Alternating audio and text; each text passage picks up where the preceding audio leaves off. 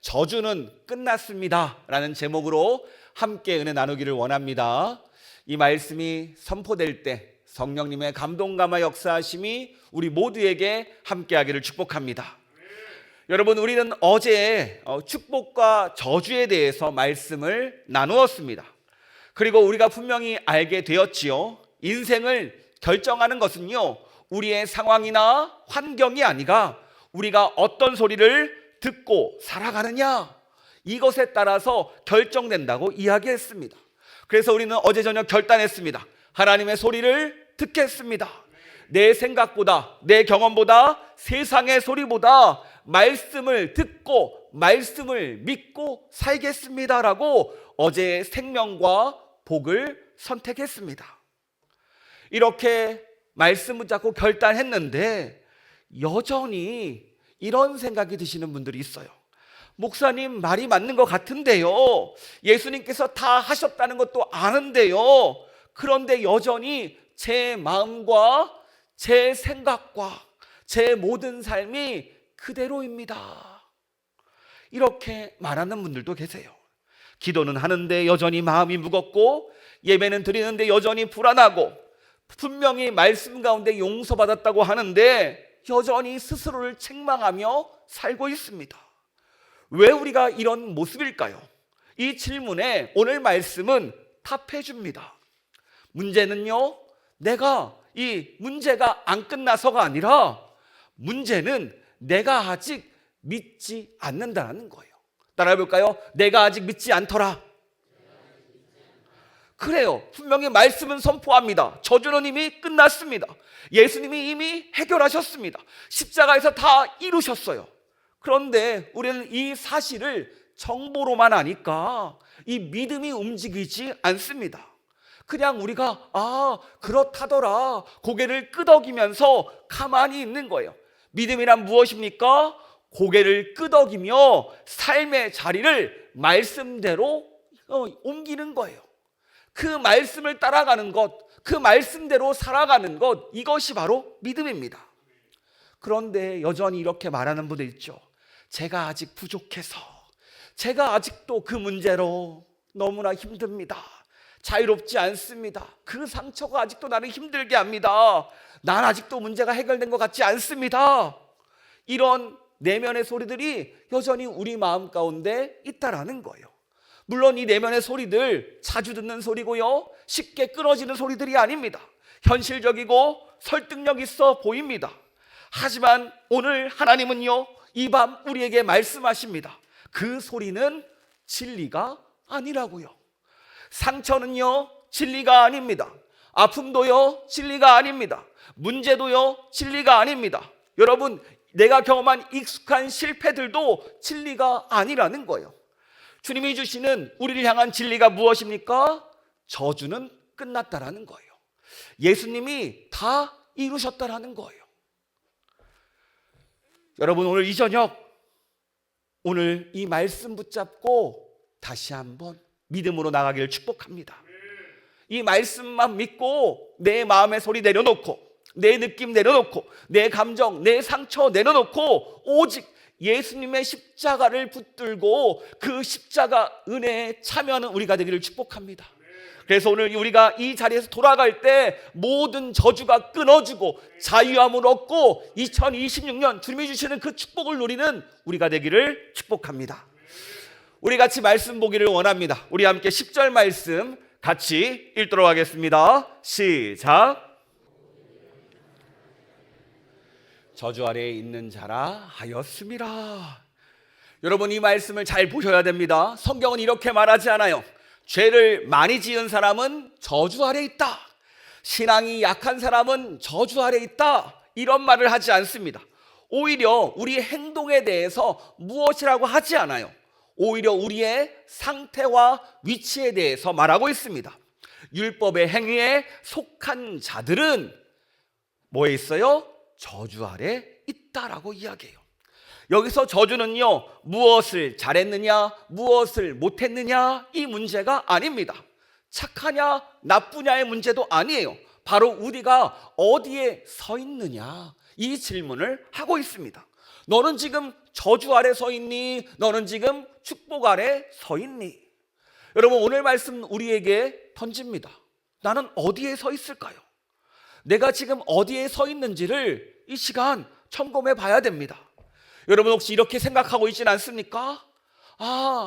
하나님은 내가 정말로 잘해야 나를 칭찬해 주실 것 같아.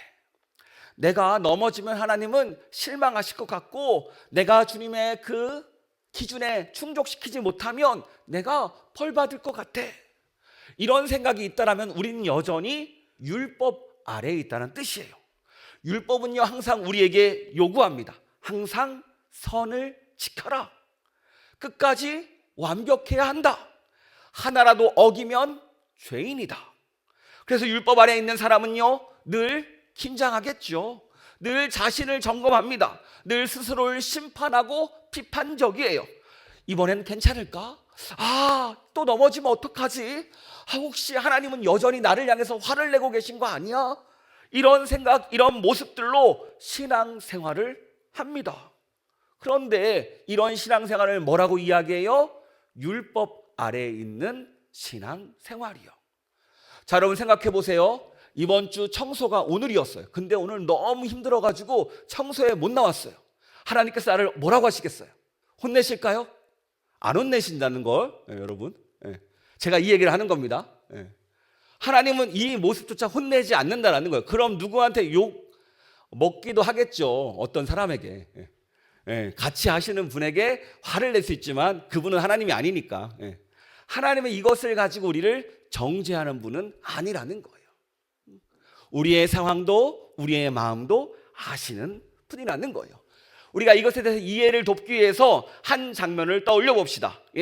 법정에서요. 우리 법정근에 한번 보여주실래요? 판사들이 논의하면서 판결이 내려집니다. 우리가 논의해 보니까요, 당신은 무죄입니다. 쾅쾅쾅. 그런데 피고석에서 여전히 움직이지 않아요. 아니, 당신 무죄라니까요. 아니, 판사님, 무죄 감사한데 제가 아직 많이 부족한 것 같아요. 제가 더 반성해야 될 것 같고요. 이 자리 내려가는 게 제가 이해를 못하겠어요. 제가 너무 부끄러워요. 이 모습으로 여전히 저 자리에 서 있어요.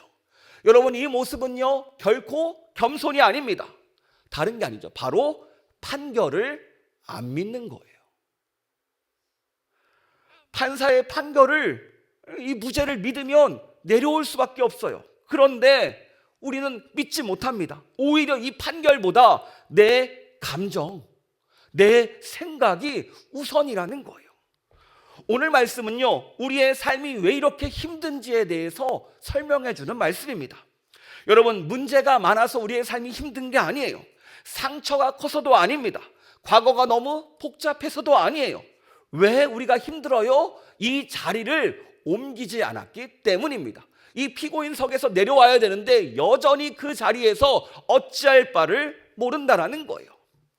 여러분, 사실 우리는요, 내가 그동안 살아온 그 삶의 자리를 변화시키는 게 쉽지 않습니다.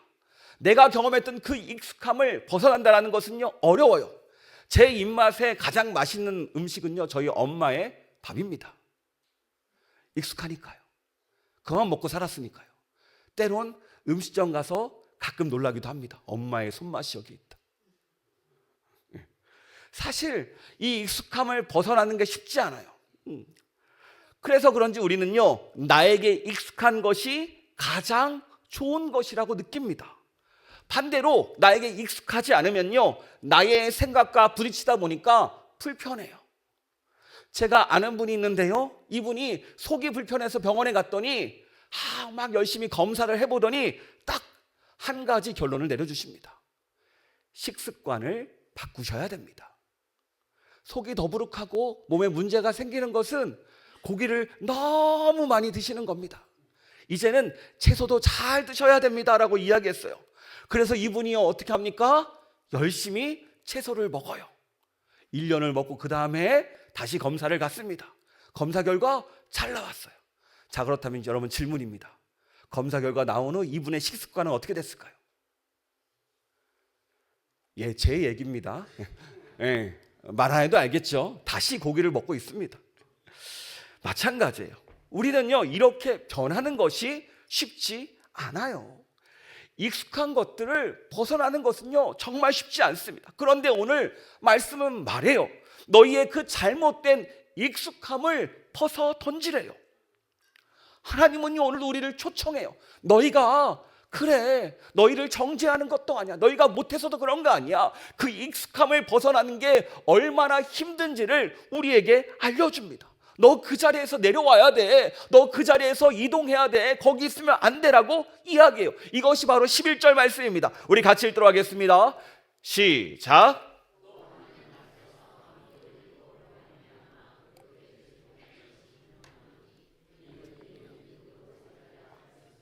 아멘. 그래요. 하나님의 뜻은 단호합니다. 율법의 아래에서, 심판의 자리에서, 그 익숙한 자리에서 살지 말고 오직 의인은 뭐로 살라고 해요? 믿음으로 살아라. 하나님은요, 이 판결을, 이 무죄를 선언하십니다. 그러므로 우리는 이 판결을 믿고 이 믿음으로 살라는 거예요. 그렇다면 우리 다시 질문해 보기를 원합니다. 왜 우리가 이 율법의 저주에서 벗어나도 될까요? 아니, 우리가 정말로 저주에서 은혜의 자리로 옮겨도 되는 겁니까? 성경은요, 우리가 이 자유를 누릴 수 있는 이유를 밝힙니다. 우리 13절 말씀 같이 읽도록 하겠습니다. 그리스도께서 우리를 위하여 저주를 받은 바 되사 나무에 달린 자마다 저주 아래에 있는 자라 하였음이라. 아멘. 분명히 말씀하시죠. 예수님이 우리를 도와주셨다. 예수님이 우리 편이 되어주셨다. 그래서 뭐라고 합니까? 그리스도께서 우리를 위하여 저주를 대신 받으셨다. 그래요. 예수님께서 우리 대신에 그 저주의 자리에 대신 섰습니다. 율법 아래, 저주 아래, 사람들의 손가락질 받는 정죄의 자리에, 심판의 자리에 대신 서셨어요. 그리고 우리를 예수님이 서 있던 자리로 밀쳐버리세요. 그렇다면 예수님이 서 있던 자리가 어디입니까? 의인의 자리, 하나님의 아들의 자리, 자유의 자리입니다.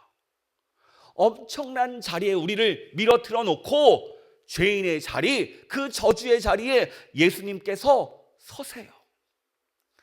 우리는 종종요, 이 예수님의 십자가 이야기를 감동적인 스토리로만 볼 때가 많습니다. 아, 그래, 우리 예수님의 사랑, 하나님의 사랑, 감동적인 사랑이지, 희생의 상징이지, 정말 눈물 나는 광경이지. 예수님을 매번 고난주간에 묵상할 때마다 내 눈물이 얼마나 심한지, 그 예수님의 그 생에 대한 영화만 봐도, 애니메이션만 봐도 눈물이 흘러요라고 이야기해요. 그래요, 다 맞는 말입니다. 그런데 이 모습만 기억하면 복음은 아니라는 거예요. 여러분, 십자가가 어떤 자리입니까? 바로 교환의 자리예요. 어떤 자리예요? 교환의 자리. 우리의 죄를 예수님께서 가져가셨습니다. 우리의 저주도 예수님께서 가져가셨어요. 우리의 정죄도 예수님께서 다 가져가셨습니다. 대신 예수님께서 우리에게 의의를 주셨어요. 너는 의인이야 이제. 그리고 우리에게 자유를 주셨습니다. 너는 이제 자유인이야. 또 우리에게 새로운 신분을 주세요. 너는 이제부터 하나님의 자녀들이야. 완벽하게 우리의 위치를 바꾸셨어요. 예수님의 자리와 우리의 자리가 교환되었습니다. 그리고 예수님께서 십자가에 달리시고 다 이루신 다음에 마지막에 뭐라고 말씀하셨어요? 다 이루었다. 이 말은요, 너의 벌은 다 끝났다. 너의 책임도 다 끝났다. 너는 더 이상 증명할 필요 없다. 너의 행동으로, 너의 행실로 내가 이제 의인입니다라고 말할 필요가 없다라는 거예요. 그런데 왜 우리는 여전히 저주 아래 살까요? 왜 우리는 여전히 불안하고요? 왜 이 죄책감에서 빠져나올 수 없습니까? 오늘 말씀은 분명히 우리에게 말합니다. 너희가 예수님의 십자가라는 이 이야기는 알지만 정작 그 안에 담겨있는 무죄 판결을 믿지 못한다라는 거예요. 네가 의인인데 왜 믿지 못하느냐는 거예요. 여러분, 그래요, 예수님께서 나를 위해 죽으셨으면 이것을 믿으십니까? 정말로 믿으십니까? 근데 왜 여전히 믿는다고 말은 하지만 정작 이 무죄의 판결문을 받아들이지 못합니까? 여전히 피고인석에 앉아서 기도합니다. 피고인석에 앉아서 예배합니다. 피고인석에 앉아서 낯뜨거운 모습으로, 불쌍한 모습으로 도저히 얼굴 들지 못하고 신앙생활을 해요. 왜 그 자리를 벗어나지 못합니까? 아니에요. 오늘 주님께서 분명히 말씀하십니다.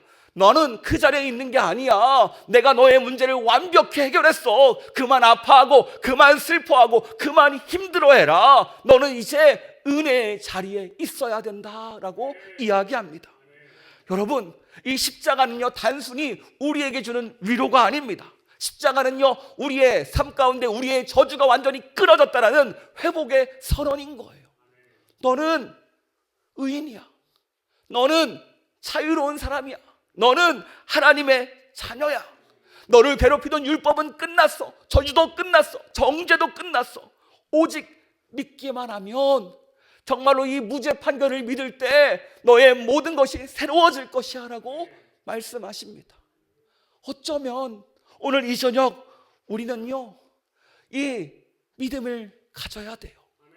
그동안 듣는 것으로 끝나는 것이 아니라 내가 정말 구원받았습니다라고 알고 있지만 정말로 이 피고인석에서 내려가지 못하는 것으로 신앙생활하고 있지는 않았습니까? 오늘 분명히 말합니다.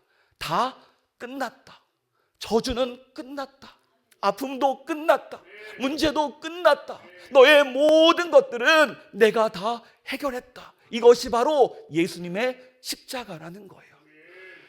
여러분, 십자가를 아는 것과 진짜 믿는 것은 다릅니다. 여러분, 내려놓음이라는 책을 쓴 이영규 선교사님 있지요. 이분이 몽골 사역을 열심히 합니다. 처음에는요 이 내려놓음에 대해서 무소유 같은 개념으로 사람들이 생각을 했어요. 그리고 열심히 몽골 사역을 하는데 아내분에게 심각한 우울증이 찾아옵니다. 먹기만 하면 토하고 2층에서 뛰어내리고 싶은 충동이 막 올라왔대요.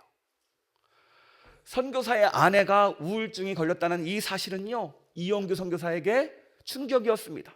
더 아이러니한 것은요 그 시기에 이 내려놓음이라는 책이 그렇게 잘 팔렸대요. 편지도 옵니다. 선교사님 덕분에 제가 회복되었습니다. 감사합니다라는 편지를 오는데 정작 우리 가정의 문제는 해결되지 않아요.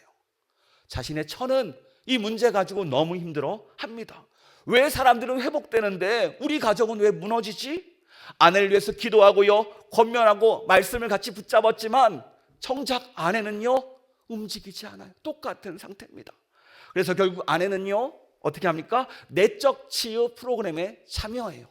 무엇인지 문제인지 한번 참여하면서 같이 프로그램 가운데 내 상처의 원인과 과거의 아픔을 발견합니다.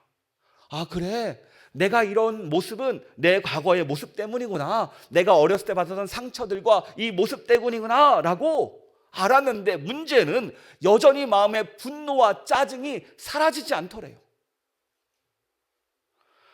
그리고 이 아내는요 일주일간 복음을 다시 배우는 프로그램으로 들어갑니다. 그리고 이렇게 고백해요. 내가 진짜 복음을 만났어. 진짜 치유받았어 라고 이야기하는 거예요. 그리고 그곳에 참여한 많은 분들이 이야기합니다. 정작 우리가 복음을 전하지만 내 안에 복음이 없었습니다. 이분 아내의 그 마음을 들여다보니까요 우울증의 뿌리가 있더래요. 바로 자기 연민이랍니다. 나만 불쌍하다. 내가 이 선교사한테 시집 와가지고 몽골에서 뭐 하는 거냐. 나만 피해자다.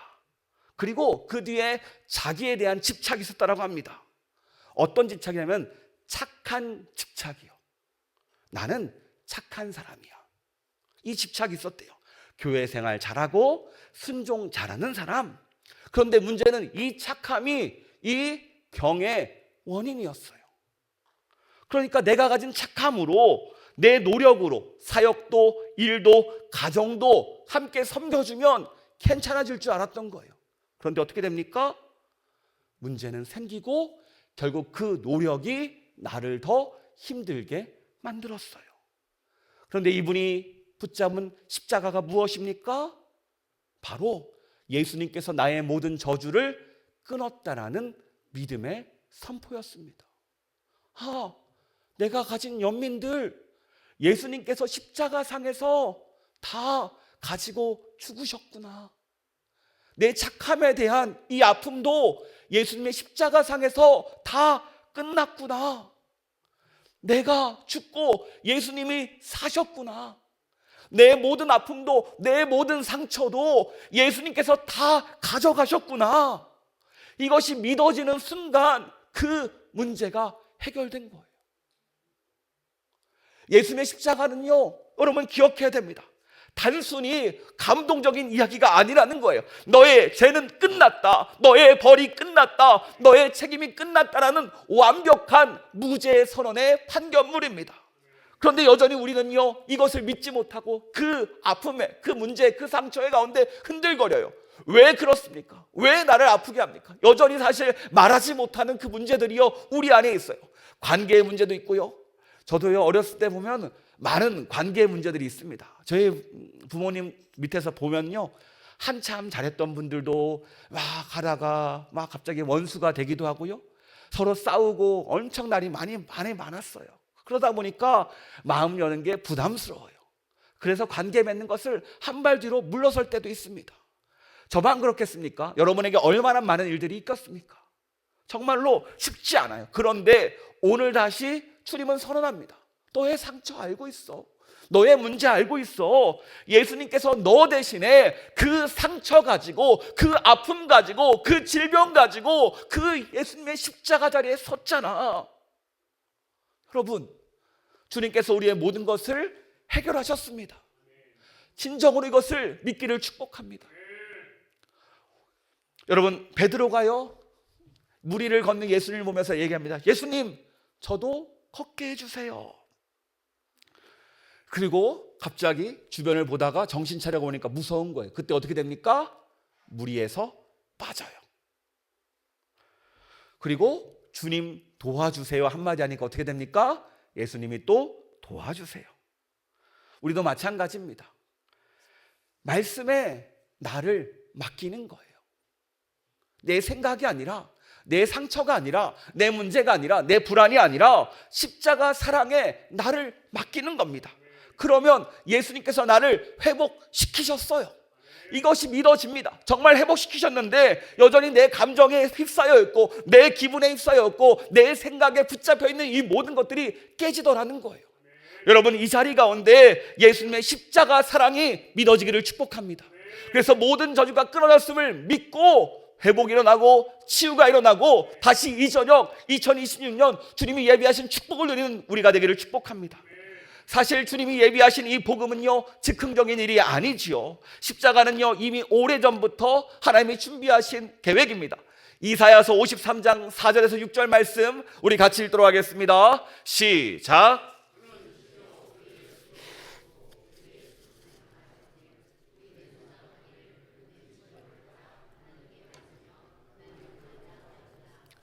그가 찔림은 우리의 허물 때문이요 그가 상함은 우리의 죄악 때문이라. 그가 징계를 받음으로 우리는 평화를 누리고 그가 채찍에 맞음으로 우리는 나음을 받았도다. 우리가 다 양 같아서 그릇 행하여 각기 제 길로 갔거늘 여호와께서는 우리 모두의 죄악을 그에게 담당시키셨도다. 아멘. 오늘 이사야가 본 장면은요, 단순히 한 사람이 고난당하는 장면이 아닙니다. 우리의 상태를 표현해요. 질고, 고통이죠. 슬픔, 허물, 죄악. 여러분, 이 단어들을 보면서 어떤 생각이 드십니까? 제가 묵상해 보니까 이 단어들, 고통, 슬픔, 허물, 죄악, 상처의 언어들이더라고요. 우리에게 상처 주고 우리를 힘들게 하고 아프게 하는 그 원흉들이었습니다. 사실 우리는요, 이 아픔을 가지고 살고 있어요. 설명되지 않은 무거움을 가지고 살고 있고, 이유 없는 불안을 가지고 살고 있고, 반복되는 죄책감이 찾아오기도 하고, 나를 붙잡는 과거의 기억들이 나를 더 힘들게 할 때가 있습니다. 우리는 이 모습을 보면서 이렇게 이야기합니다. 아, 그래, 나는 어쩔 수 없지. 이게 난데 어떡하겠어? 라고 이야기해요. 그런데 하나님은요, 전혀 다른 말을 합니다. 우리 6절 말씀 다시 한번 읽도록 하겠습니다. 시작. 우리는 다 양 같아서 그릇 행하여 각기 제 길로 갔거늘 여호와께서는 우리 모두의 죄악을 그에게 담당시키셨도다. 아멘. 여기서 중요한 게 뭐예요? 담당시키셨도다. 조금 나누어 가진 것도 아니고 조금 덜어 가신 것도 아니고 완전히 옮기셨다라는 거예요. 우리에게 있어야 될 그 삶의 무게들, 우리를 묶고 있었던 그 이유들, 우리를 아프게 하는 그 원인들이 바로 예수님께 옮겨졌다는 뜻입니다. 여러분, 오늘도 내 안의 상처는요, 오늘도 상당히 설득력 있게 우리를 이야기합니다. 너 그때 그 일 기억하지? 얼마나 아팠는데. 너 그때 받았던 그 말들, 상처의 말들 기억하지? 그 무시 기억하지? 얼마나 힘들었어. 너 그때 받던 트라우마 있잖아. 에이, 그런 일 안 당하려면 미리미리 피해야지. 너 아픈 사람 맞고 너 힘든 사람 맞으니까 이렇게 있어도 되는 거야. 이렇게 아픔도 말하고요, 문제도 말하고요, 과거의 기억도 내 마음속에서 말합니다. 그런데 오늘 말씀은 분명히 말하죠. 그 말들이 진실이 아니라는 거예요. 왜냐하면요, 진실은 내 감정이 아닙니다. 진실은요, 내 느낌도 아니에요. 오직 진실은요, 하나님의 말씀밖에 없습니다. 오늘 선언하시죠. 그가 채찍에 맞음으로 우리가 나음을 입었도다. 아멘. 여러분, 이 말씀은 미래형이 아니에요. 과거형입니다. 이미 끝났음을 선언합니다. 너의 무죄다. 꽝꽝꽝. 너의 문제 해결되었다. 꽝꽝꽝. 하나님께서 선언하세요. 심판장 되신 하나님께서 우리에게 다 선언하셨습니다. 여러분, 우리는요, 이 치유를 가끔 착각합니다. 감정적으로만 볼 때가 있어요. 내 기분이 좋아져야, 내가 무엇인가 눈물을 많이 흘려야 내가 치유된 걸로 착각해요. 아니에요. 진짜 치유는 이 말씀이 믿어지는 겁니다. 말씀이 진짜 하나님의 말씀이구나. 아, 그래, 말씀대로 내 저주가 끊어졌구나. 내 아픔이 끝났구나. 예수님께서 다 담당하셨구나. 나는 자유로운 사람이네. 그래, 이제는 그것 때문에 묶이면 안 되지. 그 소리에 들으면 안 되지. 그래, 이 말씀이 나를 살렸어. 하나님의 말씀이 오늘도 역사하셔. 이것을 믿는 사람이 이 은혜를 경험한다는 거예요. 여러분, 오늘 이 밤 주님이 원하시는 건 다른 게 아닙니다. 상처에 묶여있는 것이 아니라 말씀을 믿으라는 거예요. 말씀 믿고 자유함을 얻으라는 거예요. 오늘 말씀은 선언합니다. 너희의 저주는 끝났다. 너희의 아픔도 끝났다. 너희의 슬픔도 끝났다. 나를 붙잡고 자유함을 얻어라. 무엇이 걱정입니까? 무엇이 힘들게 하십니까? 온전히 주님을 붙드는 우리가 되기를 축복합니다. 오늘 이제 우리는요, 결단해야 됩니다. 나는 무엇을 믿고 살 것인가? 생명과 복인가? 사망과 화인가? 내 상처의 말들인가? 내 아픔의 말들인가? 내 경험의 기억들인가? 아니면 하나님의 말씀을 믿을 것인가? 여러분, 어떤 선택을 하십니까? 하나님의 말씀을 믿는 우리가 되기를 축복합니다. 하나님이 말씀하십니다. 너의 저주는 다 끝났다. 예수님이 다 가져가셨다. 십자가에서 모든 것이 해결되었다. 이 말씀이 진짜 믿어질 때, 진정으로 믿어질 때 우리가 자유함을 누립니다. 여러분, 오늘 이 말씀이 믿어질 때 더 이상 상처도, 아픔도, 고통도, 슬픔도, 절망도, 불안도 나를 차지우지 못해요. 그만 아파해라. 그만 속아라. 이제 은혜의 자리로 나와야지라고 말씀하시는 주님의 음성이 들리기를 축복합니다.